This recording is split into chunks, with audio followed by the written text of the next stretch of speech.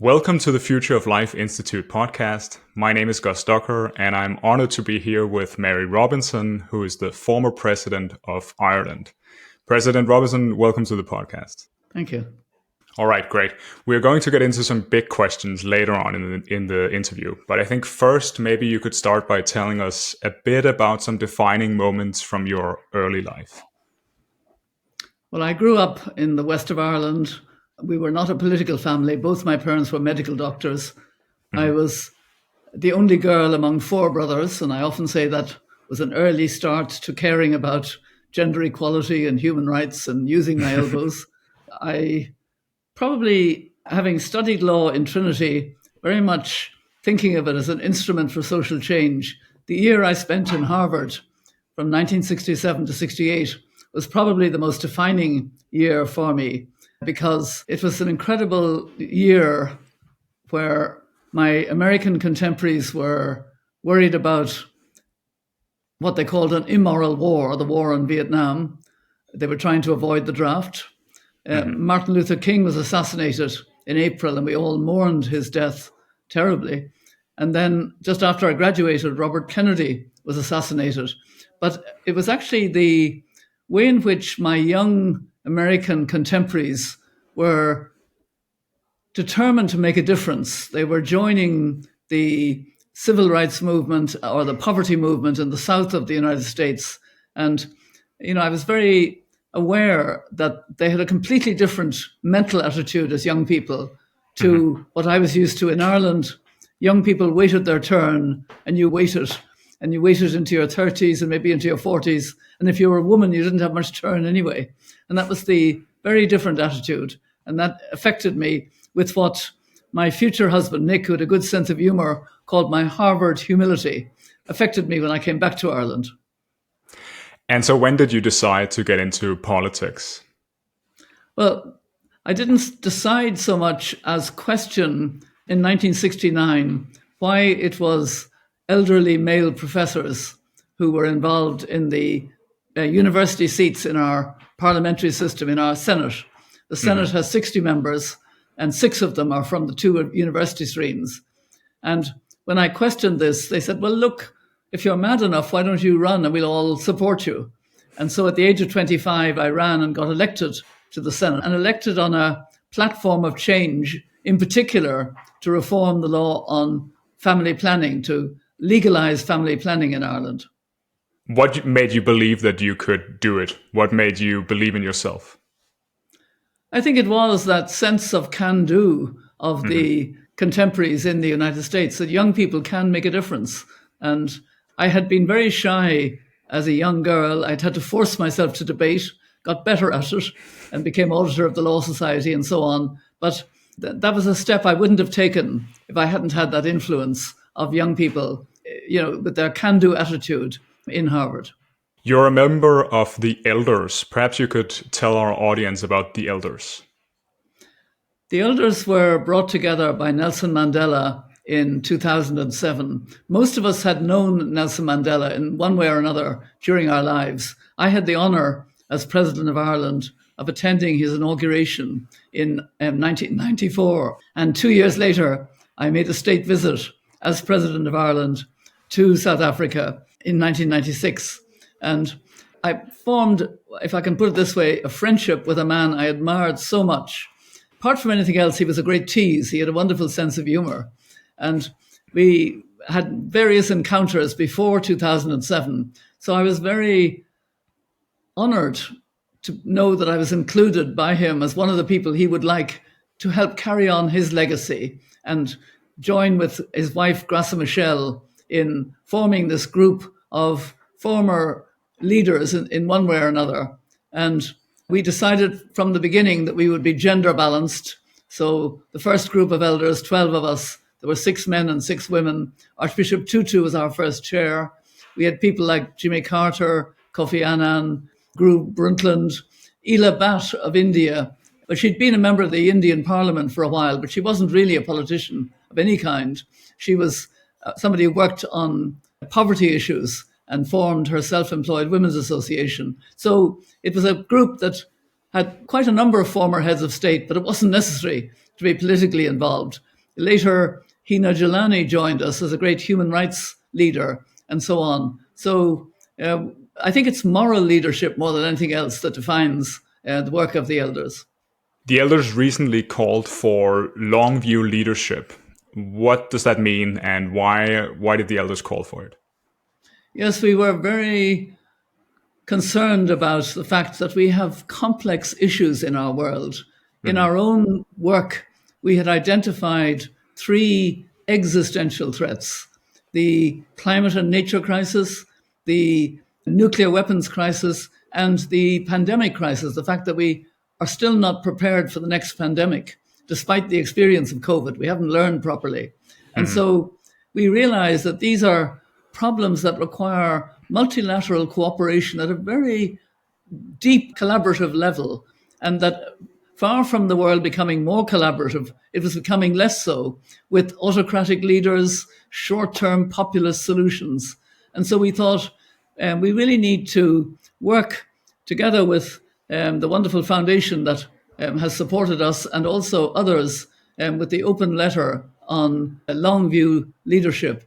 And long view leadership is leadership that seeks to solve these problems, not just manage them and push them along. Secondly, to manage them on the basis of science and reason, facts, in particular scientific facts, scientific-based facts. And thirdly, with the humility to listen to all of those affected. So it's a kind of empathetic leadership as well, that knows that there are different cultural norms in different parts of the world. It's a very different world, but we need long view, thoughtful leadership to help us to move forward. There's an enormous amount of problems in the world. How do you choose which problems to work on? How do you prioritize between different problems? Well, as elders, as I mentioned, we have these three existential threats that we try to give some leadership on, and in particular, take a long view in that leadership. But secondly, we've also had particular crises. From the very beginning, we've been very concerned about the Middle East. Jimmy Carter was passionate about it. I was very concerned as a former High Commissioner. Kofi Annan as a former Secretary General. Obviously, we felt that was an issue we should be very concerned about. But more recently, of course, the terrible breach of the United Nations Charter by Russia, a P5 member, as they say, a permanent 5 member, to attack another member, Ukraine, an aggressive war in Ukraine. That also became a preoccupation. And we have a concern about Myanmar because Ban Ki-moon, who's now one of my deputies as chair, he has always had a very big interest, and he's somebody who's viewed across the board in Myanmar as being somebody very knowledgeable and concerned. So we're trying there. Obviously, we're also concerned about terrible conflicts like Sudan. We made a statement about that recently. But as elders, we just can't get stuck in on too many issues. We need to go deeply into some. So it's a mixture of the three existential threats. And recently, in our meeting in Seoul over a year ago, we recognized that artificial intelligence also can be a force for good or potentially a very dangerous force in our world that has so many existential threats. What made you worry about artificial intelligence? I don't understand artificial intelligence. I don't think any of the elders do, but we know enough to know that those who work on it don't understand it. And yet they're pushing, using huge amounts of energy to rush. Let's see what happens. Let's see what happens with great excitement, and not knowing what this intelligence, this learning from just huge amounts of data, what it can mean. And we're particularly worried about the impact, for example, on nuclear weapons, on the whole area, where already we are weaponizing too much. Instead of reducing, we're trying to make them faster and more effective. And what if they are then taken over, not by humans, but by artificial intelligence driven? This would be very frightening. And right across all our issues, we're very concerned. So we issued a statement in our meeting in Seoul over a year ago saying we need regulation, and it has to be at the UN level, so that there is control of the technical companies, private sector companies that have this knowledge and build on the data they have. They should not be deciding how to move forward on artificial intelligence. This should be regulated globally, appropriately. And I issued a tweet out of our last meeting to show our continuing concern. We still are not seeing that regulation. The UN has a task force, but hasn't yet come out with firm ideas of taking hold of this issue and giving us a regulatory framework for the whole world. Why is the UN the right avenue for regulating artificial intelligence? Because it has to happen at the global level. You can't do it with a few countries, with the United States for its technological companies, the European Union. If other countries are outside the tent, as you say, then they can go ahead, or they can use in military ways artificial intelligence. It needs overall regulation. Again, it's part of long view leadership, the thoughtfulness that this issue has to be dealt with in a collaborative way at the international level. Do you worry that artificial intelligence could lead to extreme power concentration, for example, in the hands of a few private companies? I do worry without fully understanding the implications, I have to say. I think that's the problem. We grew up in a world where we, became familiar with the internet, familiar with social media, but we're not experts at all in that area. And yet, we know that it is just a number of private technical companies and military intelligence that's driving artificial intelligence. And that worries us very much because that's unaccountable power. Nobody's holding it to account until we have overall regulation that still allows the good potential of artificial intelligence to be developed, but to do so with awareness that we must avoid the dark side, we must avoid the real danger that it poses. Yeah. One of the issues that the elders are focused on is climate change. What have you seen in that area? Which approaches to alleviating climate change are exciting to you? Well, as elders, we actually now approach the climate issue as a climate and nature crisis. And indeed, some of us, two of us, are guardians of the planetary boundaries, the work of a scientist called Johan Rockström and his institute. It's even broader than just climate and nature. We are undermining the ecosystems that sustain us as human beings, and it's very urgent. I took part in expert discussions with fellow guardians. There are 19 of us, and about 10 of us came together in Brazil before the elders meeting recently in Brazil. And we had two superb scientists, Johan Rockström and Carlos Nobre of Brazil. And they warned that really we only have about 6 years up to 2030 to make a really significant transformative change and cut the emissions drastically and work on regenerative agriculture, etc., which will bring back the biodiversity. And if we don't do that, we could get into tipping point territory, which would be very frightening for our world. We're up to that tipping point of 1.5. We've exceeded it during this past year at moments, not permanently in a way that scientists calculate, but we're moving far too rapidly in that direction. And the science is warning us that we really have to be careful. What is the connection between climate change and human rights? I was late in understanding that connection, to be honest. When I was president of Ireland from 1990 until 1997, I didn't talk about climate change because we weren't aware of it as an issue. Some scientists were, some thoughtful people, but the majority of us weren't. And then I became UN High Commissioner for Human Rights, and I did understand the worry about climate change, but another part of the UN was dealing with it. And I didn't relate it to my big portfolio of human rights, gender equality, the rights of people with disabilities, the rights of indigenous peoples. It was afterwards, but just afterwards, starting in 2003, when I began working for a very small organization I'd founded, a non-governmental organization called Realizing Rights. And I was working on economic and social rights for African people. And immediately I listened to women saying, we don't understand what's happening. The seasons don't come anymore the way they used to. We have weather at the wrong time. It's outside our experience. Is God punishing us? They asked me. And, I could see women and men, families being decimated in 2003 onwards with shocks to their system that we weren't feeling in Europe or in the United States at that time. We're beginning to feel them now.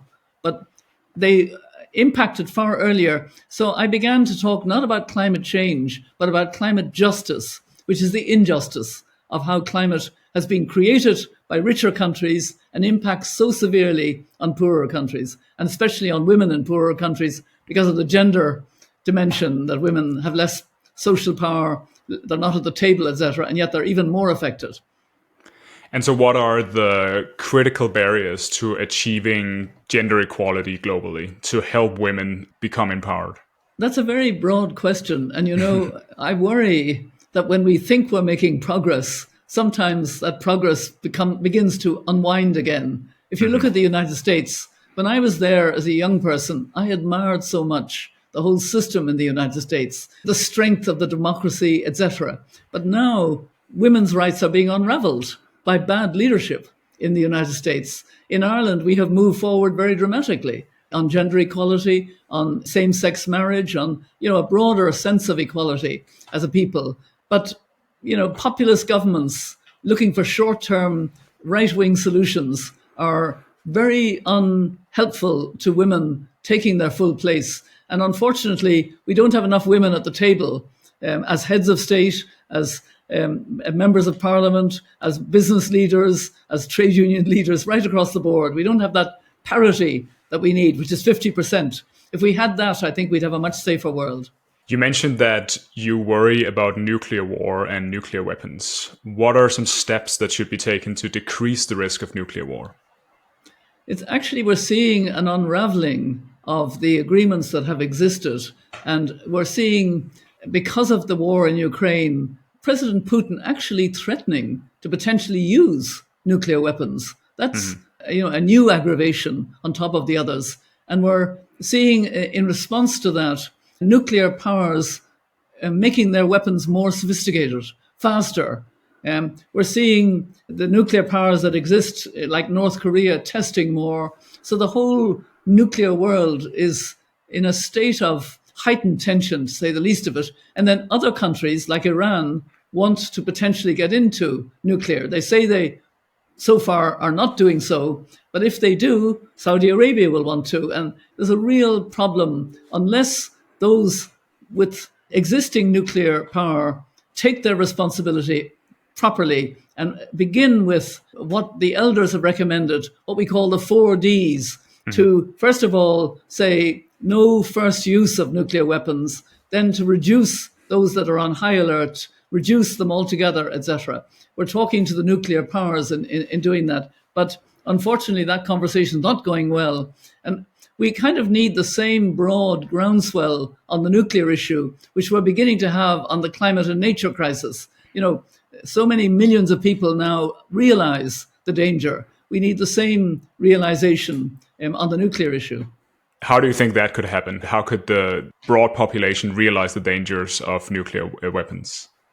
Well, it's probably not a full answer, but it's the way I think. I remember as a young person, a young woman, marching against nuclear power and calling for, the fact that we needed to get rid of nuclear weapons. And women were very active at that time. I think just as we're trying with Project Dandelion, you can probably see my symbol of the dandelion here. We're trying on the climate and nature issue to have women leaders step up and say, this is a crisis. We need governments to be in crisis mode to deal with it. Similarly, on the nuclear issue, we're trying to broaden now and support the groups that exist already who are calling for, nuclear non-proliferation to really take over, and the treaty on ending nuclear weapons to be signed by nuclear states.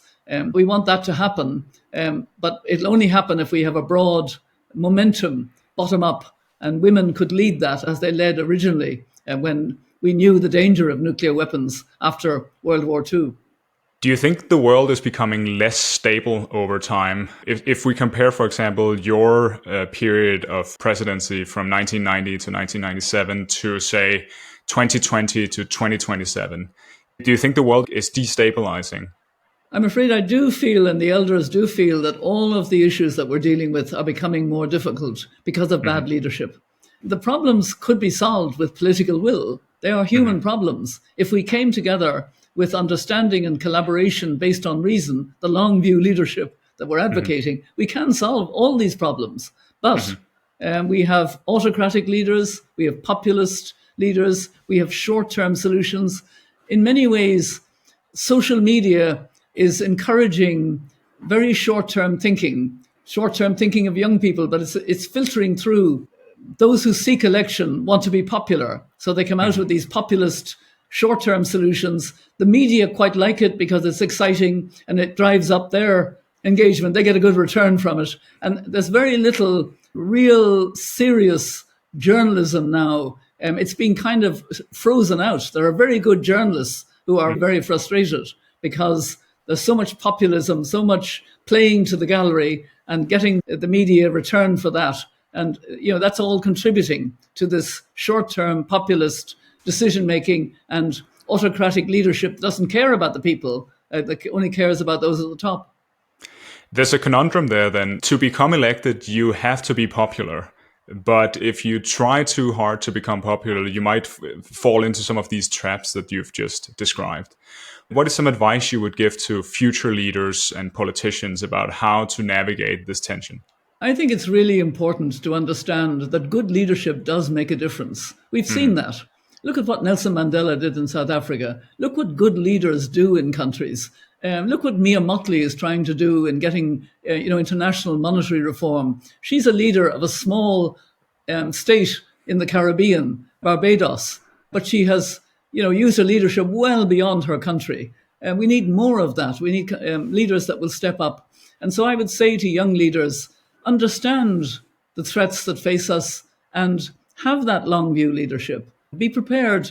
Of course, you need to get re-elected, but actually, in my experience, electors appreciate when leaders clearly take some hard decisions. They know, if it's explained fully to them, they fully know that we can't get away with this populist, cheap, sort of unthought through ideas. We need careful and more, it's not just for one country. No one country can solve the climate and nature crisis or the nuclear weapons crisis, etc. We need collaboration. And I think those who step up will get the support of people. They will be re-elected, but they need the courage of what they're doing. And of course, for women now, with the harassment of social media, you need particular courage. I'm very keen to encourage young women, look, face it, don't be intimidated or dismayed or put off by intense social media that I never had to put up with when I was running for president, for example, or at other times in my life.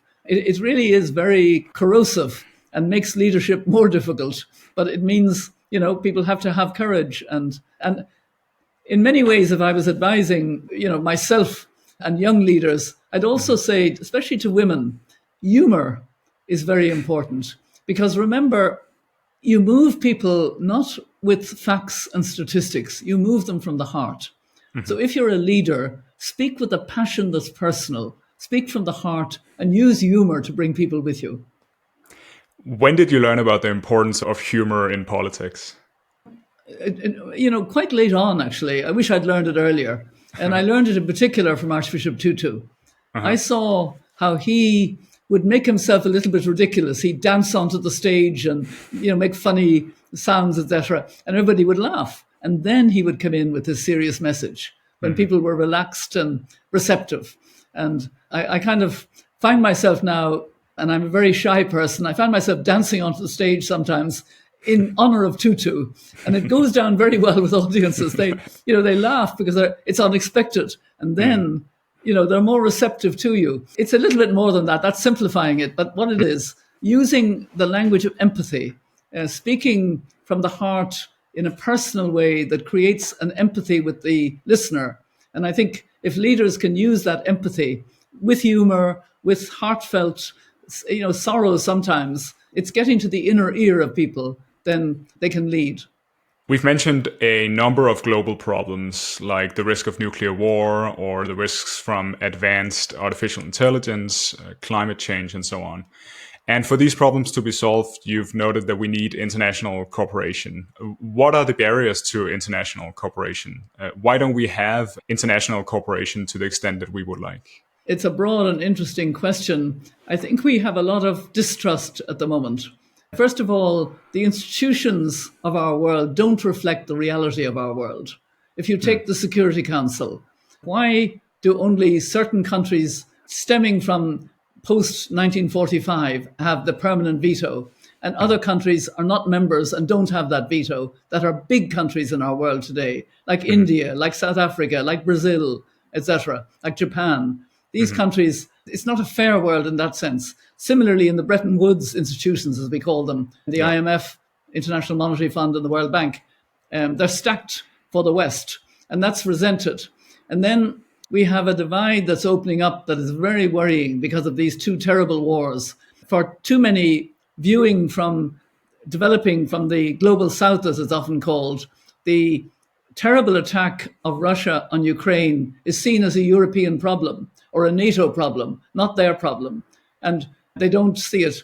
And similarly, the war that Israel has opened up following the terrible attacks of the 7th of October in Israel, the war on Hamas and the overreach, the massive destruction, the 36,000 Palestinians that have been killed and far more wounded, etc. That has been seen as being, somehow supported by the United States and the United Kingdom and Europe, and therefore a complicit involvement in that really angers the global south as double standards. So we have almost two sets of conflicting double standards in our world, simplify it. And this is not helping coming together. And we really do need to see situations in their context as what they are doing to erode international cooperation and indeed international law. When we have, support for President Putin being indicted by the International Criminal Court, but when it happens to Prime Minister Netanyahu, this is terrible. That is not acceptable. International courts must be respected and must be supported, even if they come out with initial decisions that are not decisions that people like. You have to support our institutions internationally if we're going to have rule of law at the international level. Do you think our national and international institutions are fit to handle future technological progress, for example, in artificial intelligence? How do we manage this technological change at an accelerating pace that we're undergoing as a world? I'm always in favor of reform. In fact, I always see the UN as a process of continuing reform. It should be reforming itself now to be seen to be a fairer balance of countries in our world. That should happen overnight in order to address these problems. On the kind of special problems you're mentioning, Secretary General Guterres has established a good task force with knowledgeable people on it, which is coming up with a report.